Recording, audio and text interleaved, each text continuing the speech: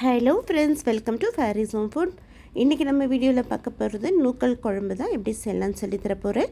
நூக்கல் வச்சு நீங்கள் சாம்பார் செஞ்சுருப்பீங்க, ஒரு தடவை இந்த மாதிரிக்கு நூக்கல் குருமா வச்சு சாப்பிட்டு பாருங்கள். கண்டிப்பாக மட்டன் குழம்பு டேஸ்ட்டில் இந்த நூக்கல் குருமா இருக்கும். இந்த நூக்கல் குழம்பு சாப்பிட்றதுக்கு அவ்வளோ டேஸ்ட்டாக இருக்குங்க.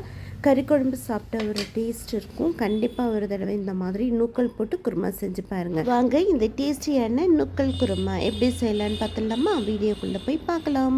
வீடியோக்குள்ளே போய் பார்க்கறதுக்கு முன்னாடி நம்மளுடைய சேனல் ஃபேரிஸ் ஹோம் ஃபுட் சேனலில் சப்ஸ்கிரைப் பண்ணாதவங்க சப்ஸ்கிரைப் பண்ணிக்கோங்க. தேங்க்யூ.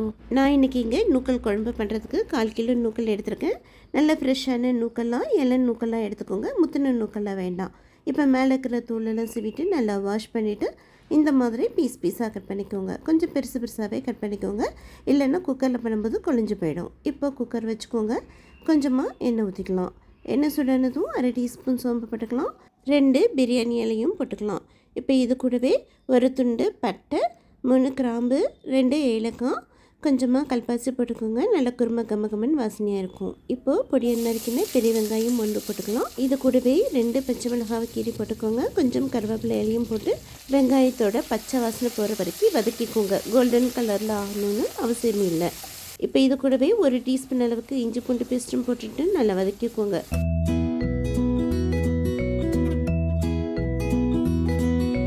இப்போ இது கூடவே கொஞ்சம் கொத்தமல்லி, கொஞ்சம் புதினா போட்டுக்கோங்க. இந்த எண்ணெயிலேயே புதினா கொத்தமல்லியை 1 செகண்ட் மட்டும் நல்லா வதக்கிக்கோங்க. அடுத்து தக்காளி, பெரிய தக்காளியாக இருந்தால் 1 தக்காளி, சின்ன தக்காளியாக இருந்தால் 2 தக்காளி போட்டு வதக்கிக்கோங்க. நம்ம குருமாவாக பண்ணுறதுனால தக்காளி அதிகமாக போடக்கூடாது. அதிகமான தக்காளி போட்டால் குழம்பு புளிப்பாகிடும். இப்போ கட் பண்ணி வச்சுருக்கிற நூக்கலையும் போட்டுக்கலாம். நூக்கலையும் போட்டுட்டு நல்லா ஒரு 2 நிமிஷம் நல்லா வதக்கிக்கோங்க.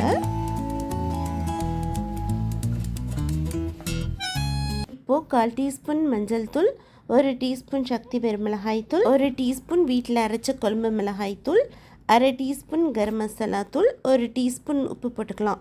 வீட்டில் அரைச்ச குழம்பு மிளகாய் தூள் இல்லைன்னா அதுக்கு பதிலாக எக்ஸ்ட்ரா 1/2 டீஸ்பூன் மிளகாய் தூளும் 2 டீஸ்பூன் மல்லித்தூளும் போட்டு வதக்கிக்கோங்க. மசாலா வாசனை போகிற வரைக்கும் நல்லா வதக்கிக்கோங்க. நான் எங்கெல்லாம் காரம் போடுறேனோ அங்கே உங்களுக்கு ஏற்ற காரம் நீங்கள் பார்த்து போட்டுக்கோங்க. இப்போ தேவையான அளவுக்கு காய் வேகிற அளவுக்கு மட்டும் கொஞ்சமாக தண்ணி ஊற்றிக்கோங்க.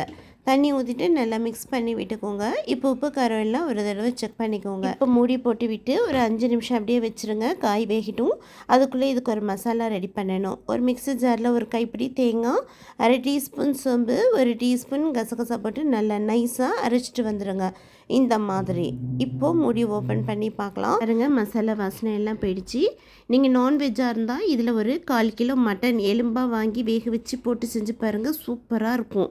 இப்போ அரைச்ச தேங்காயையும் போட்டு கொஞ்சமாக தேவையான அளவுக்கு தண்ணி ஊற்றி நல்லா மிக்ஸ் பண்ணி விட்டுக்கோங்க. இப்போ மறுபடியும் ஒரு தடவை உப்பு காரம் எல்லாம் செக் பண்ணி விட்டுக்கோங்க. இப்போ அவ்வளோதாங்க. இப்போ இப்படியே கொதிக்க விட்டாலும் கொதிக்க விடலாம். ஒரு 10லேருந்து 15 நிமிஷம், இல்லைன்னா மூடி போட்டு விட்டு ஒரு விசில் மட்டும் விட்டுக்கோங்க. அதிகமாக விசில் விட்டிங்கன்னா காய் குழஞ்சி போயிடும், டேஸ்ட்டே இருக்காது. ஒரு விசில் விட்டு ப்ரெஷர் அடங்கினதும் ஓப்பன் பண்ணி பாருங்கள். சூப்பராக நல்ல குழம்பு, நல்ல கம்மன்னு வாசனையாக இருக்குது. எப்போவுமே நூக்கல் போட்டு சாம்பார் தானே வைப்பீங்க, கூட்டு வைப்பீங்க. ஒரு தடவை இந்த மாதிரி நூக்கல் போட்டு குருமா வச்சு பாருங்கள். இது கூடவே 1/4 கிலோ மட்டனுடைய எலும்பை வாங்கி வேக வச்சு இது கூட இதே மாதிரி நூக்கல் குழம்பு செஞ்சு பாருங்கள். கண்டிப்பாக சூப்பராகவே இருக்கும்.